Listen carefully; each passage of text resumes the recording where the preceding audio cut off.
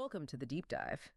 Today, we're really digging into two major stories that, well, they seem distinct but might be more connected than you think. On one hand, we've got the significant shift in U.S. foreign policy regarding that major conflict in Europe. And on the other, some really important domestic conversations happening around faith and, religious freedom. So our mission today is basically to unpack the key actions, the big statements we've seen reported. We'll highlight the main figures, what their reported motivations are, look at the different angles, really aiming to give you a clear, sort of comprehensive view of these developments, and maybe see how they fit together. Exactly. And it's worth remembering as we get into this that policy and, well, public discourse are rarely black and white, right? Yeah. There's a lot of complexity. We'll be looking not just at what was said or done, but how it's being presented, how it's perceived. It's that nuance, those layers beneath the headlines that we really want to explore. Absolutely. So let's jump right into that foreign policy piece. It starts with President Trump's reported frustration, a feeling of being tired of playing games, apparently, and real disappointment with Vladimir Putin, leading to, well, what's described as a strategic pivot. And the core of this is pretty striking. It's an announced plan with NATO, sending U.S. weapons to a European nation, but, this is key, paid for by European allies. Paid for by them.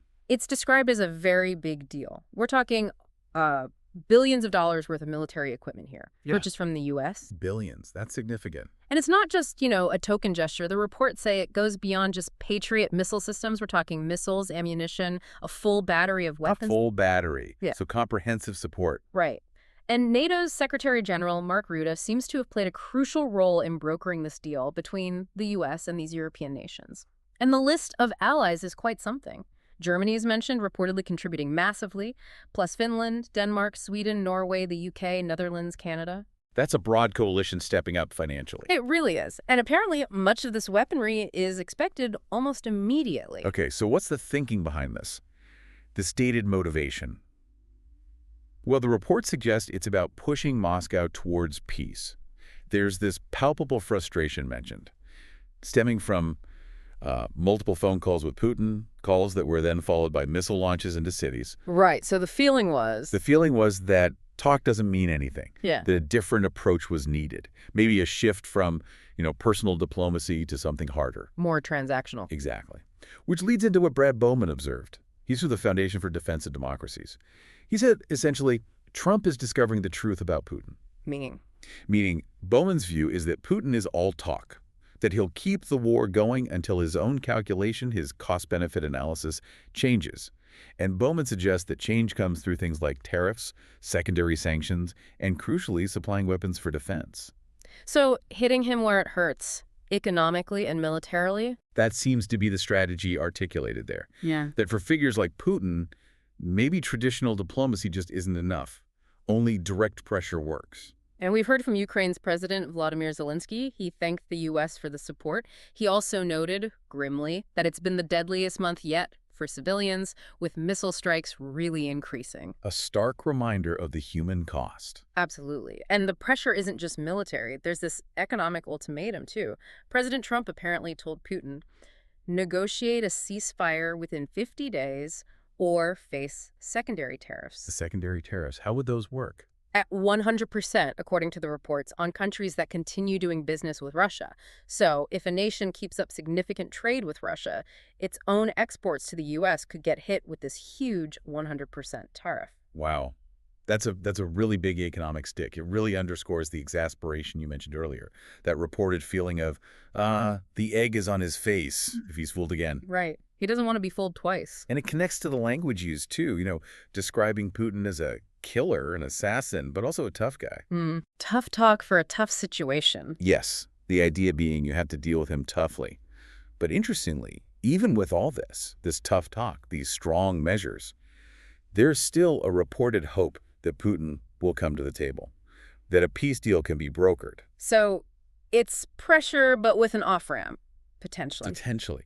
The concern about the ongoing violence, especially the loss of young lives, is presented as a major driver. No, it's really important we mention this isn't universally popular, even within the president's own base. There's pushback. Congresswoman Marjorie Taylor Greene, for instance, among others. What are their concerns? They're against more U.S. involvement. They argue it breaks campaign promises about avoiding foreign wars, concerns about taxpayer money being used this way, and crucially, the risk of the U.S. getting drawn directly into the conflict. They see it as bordering on direct involvement. That's significant pushback. It highlights a real tension, doesn't it, between maybe a more interventionist approach, even if framed as peace through strength, and that more isolationist sentiment within his base. Definitely. These critics are clearly challenging this specific foreign policy move. Okay, so let's shift gears now. From the global stage, let's bring it back home, to another significant event. A recent luncheon hosted by the White House Faith Office. Yes, the one led by Paula White-King and Jenny Korn. Exactly. Paula White-King, the faith advisor, and Jenny Korn, director of that office. The attendees were described as faith leaders, business leaders, people who, as the accounts put it, believe in God and place their faith in God. A specific gathering. Right. And the purpose was for the president to meet them, deliver an address, and apparently he spoke for quite a while, about 50 minutes, covering campaign themes, but also current administration priorities. Longer than expected, it seems. 50 minutes. And what was the core message there? From the reports, it seems the focus really zeroed in on faith, very concentrated. Statements like, America needs God and America needs religion. Direct statements. Very direct. And he linked this to what he called a war on faith, which he claims his administration ended, saying they're once again protecting religious freedom like never before. It points to a strong ideological focus domestically. And he didn't just stick to generalities, right? He mentioned specific actions, like getting rid of the Johnson Amendment. Right, the tax law from the 50s. Exactly, the one prohibiting tax-exempt organizations like churches from endorsing political candidates. He stated his goal was to let pastors, ministers, speak freely about politics from the pulpit without risking their tax-exempt status. And he mentioned why. Yeah, he reportedly said it was influenced by concerns he heard from imams, pastors, rabbis, who felt they couldn't openly support him from the pulpit because of that rule. Interesting. And the broader motivation behind this focus on faith, what do the reports suggest there? Well, the analysis points to a belief that America was, quote, lacking spirit, suggesting a lack of faith, and a desire to, well, revive faith or religion in America. A revival, essentially. Sort of. And inclusivity was emphasized, too. Reports say he stressed being open and accessible to Christians, Jews, Protestants, Catholics, and mentioned having met with imams and rabbis as well. So a broad outreach across different faith communities. Aiming to put faith back at the center of public discussion. That seems to be the goal. And he listed concrete things, too, didn't he? Specific initiatives. Yeah. Yes, the creation of the Presidential Commission on Religious Liberty, establishing the White House Faith Office right there in the White House, and also forming a task force on anti-Christian bias. Okay, so specific bodies set up. And the reason given for those initiatives. The stated rationale seems to be about protecting and safeguarding religion. It reportedly stems from a weariness, a concern about pro-life pastors and other people of faith. Well, the words used were criticized and actually persecuted or prosecuted by members of the Biden administration. So framing these actions as a direct response. As a defense against perceived threats to religious expression, yes. Okay, so just to recap where we've been today. We looked at two really significant areas. First, that major shift in U.S. foreign policy on the European conflict, driven by reported exasperation, aiming for peace through strength, military aid, and economic pressure. And second, this really strong domestic focus on faith, on religious freedom, marked by specific initiatives, a clear message about religion's role in America. Right. Two distinct arenas, foreign and domestic. Which leads to a final thought maybe for you listening.